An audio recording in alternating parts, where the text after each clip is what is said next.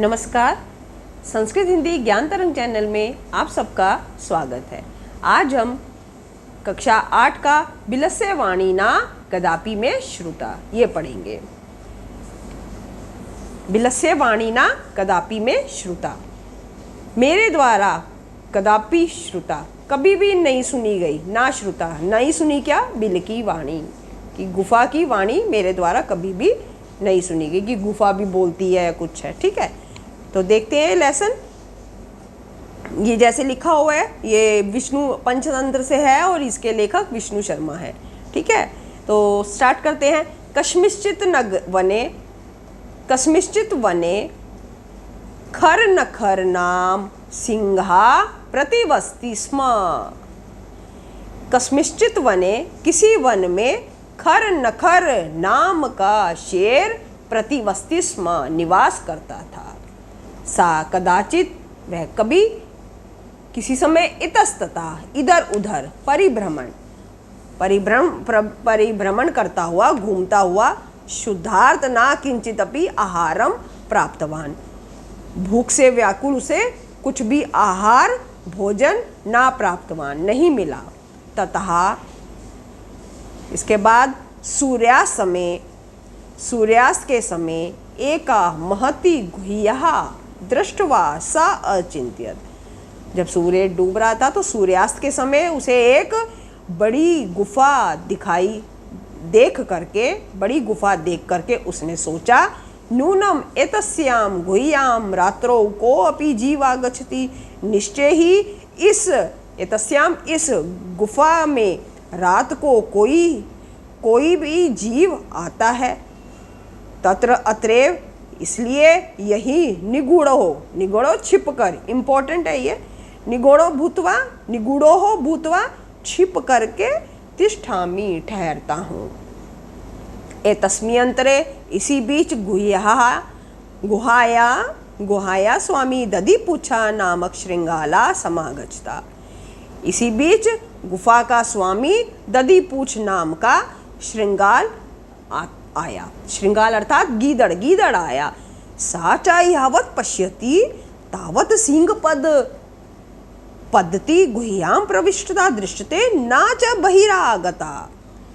और जब उसने जहाँ तक देखा कि शेर के पैर, जहाँ तक देखा शेर के पैर, वहाँ से शेर के पैर गुफा से बाहर ना दृश्यते, बाहर आते हुए नहीं दिखाई दिए। मतलब कि उसने ये जो पद चिन्ह देखे कि गुफा में तो जा रहे हैं परंतु वापिस बाहर नहीं आ रहे।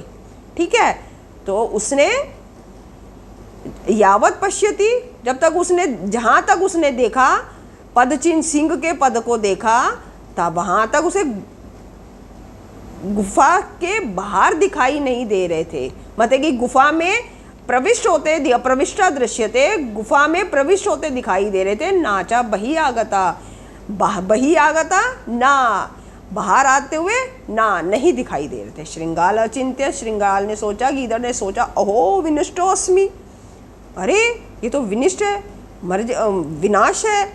नूनम, निश्चय ही, इस बिल में शेर अस्ति इति तर्कयामि, निश्चय ही इस बिल में शेर है, यही मैं तर्क करता हूँ, विचार करता हूँ। तत्किम करवाणी, तब मैं क्या करूँ। एवं विचिंत्य, यह सोच करके, दूर से ही, रवम कर्तुम आरब्ध, उसने रवम अर्थात गीदड़ की जो अपनी आवाज है, उसने आवाज करना शुरू कर दिया।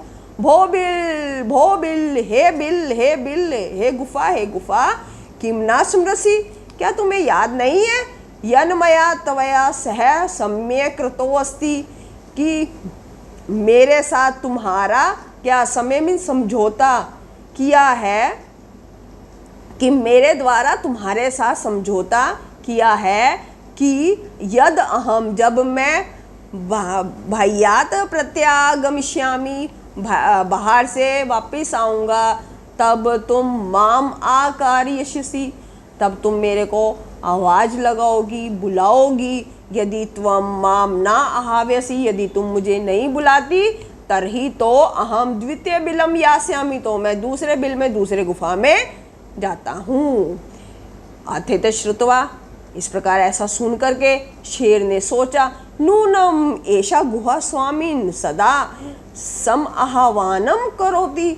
निश्चय ही यह गुफा का स्वामी सदा आह्वान करता है, बुलाता है, परंतु मेरे ये गुफा का स्वामी सदा इसको आह्वान करता है, बुलाता है, परंतु मेरे भय से ना किंचित वदति, मेरे भय से कुछ भी नहीं बोलता।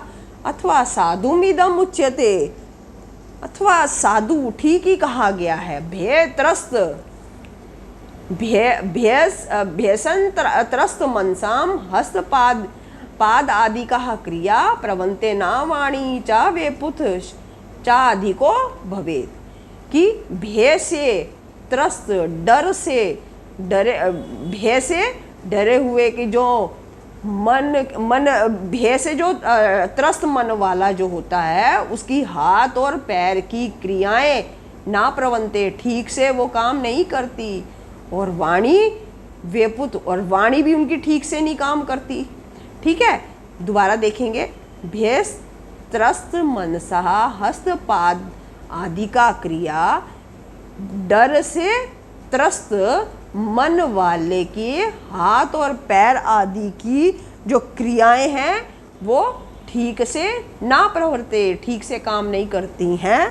ठीक है, ठीक तरीके से काम नहीं करती हैं। और वाणी चा व्यापुत चा अधिको भवेत, और वाणी भी ठीक काम नहीं करती, उसमें वेपुत अधिको भवेत। वेपुत अर्थात कंपन, और उसमें कंपन अधिक होता है। तद अहम अस्य आह्वानम करोमि, तब मैं इसका आह्वान करता हूँ। एवं इस प्रकार सा बिले, वह बिल में प्रवेश करके मैं भोज्यम भविष्यति, मेरा भोजन होगा। इत्थम इस प्रकार विचार्यम, विचार करके शेर ने सहसा श्रृंगाल से आह्वानम अकरोत, शेर ने सहसा गीदड़ का आह्वान किया। शेर की उच्च गर्जन प्रतिध्वनिना सा गुह्या उच्चै श्रृंगालम आह्वयत, शेर की ऊंची गर्जना से, उसकी प्रतिध्वनि से, उसकी गूंज से वह गुफा जोर से गीदड़ का, उस गुफा ने जोर से गीदड़ का आह्वान किया। अनेन अन्य अपि पशुवा भयभीता अभवन, इससे अन्य पशु भी भयभीत हो गए।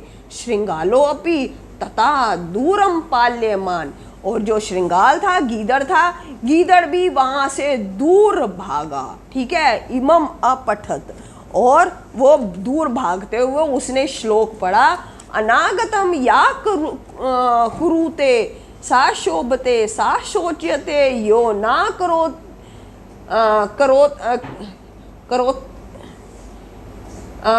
ना करोति अनागतम वन अत्रे संस्थस्य समागता जरा बिलस्य वाणी ना कदापि में श्रुता।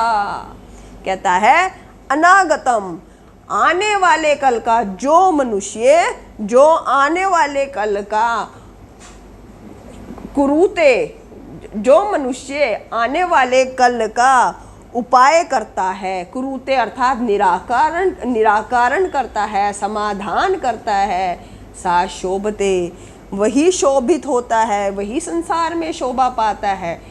जो अनागतम, आने वाले कल का उपाय करता है वह शोभा पाता है। जो ना सा शोचते, और जो यो ना करोति अनागतम, जो आने वाले कल का उपाय नहीं करता, ना करोति नहीं करता, सा शोच्यते, वह दुखी होता है। जो उपाय करता है वह शोभा पाता है, जो आने वाले कल का जो निराकरण नहीं करता, उपाय नहीं करता, आने वाले कल की जो विपदा है उसका निराकरण नहीं करता, वह दुखी होता है। वने अत्र, यहाँ वन में संस्थे, यहाँ वन में रहकर, समागता जरा, मेरा जरा मीन्स बुढ़ापा, समागता बुढ़ापा आ गया। ठीक है, मेरे को यहाँ वन में रहते हुए बुढ़ापा आ गया। बिलस्य वाणी ना कदापि में श्रुता, परंतु मेरे द्वारा कभी भी बिल की वाणी ना श्रुता, कि बिल गुफा वाणी की बिल की वाणी गुफा बोलती है, मेरे द्वारा कभी नहीं सुना गया। तो ये लेसन हमारा, दूसरे लेसन की हमारा हिंदी ट्रांसलेशन कंप्लीट होती है। अब नेक्स्ट क्लास में हम इसकी बैक एक्सरसाइज देखेंगे। आशा करती हूँ आपको वीडियो मेरी समझ आई होगी, आपको मेरा पढ़ाया हुआ समझ आया होगा। मिलते हैं नेक्स्ट वीडियो में। Thank you so much.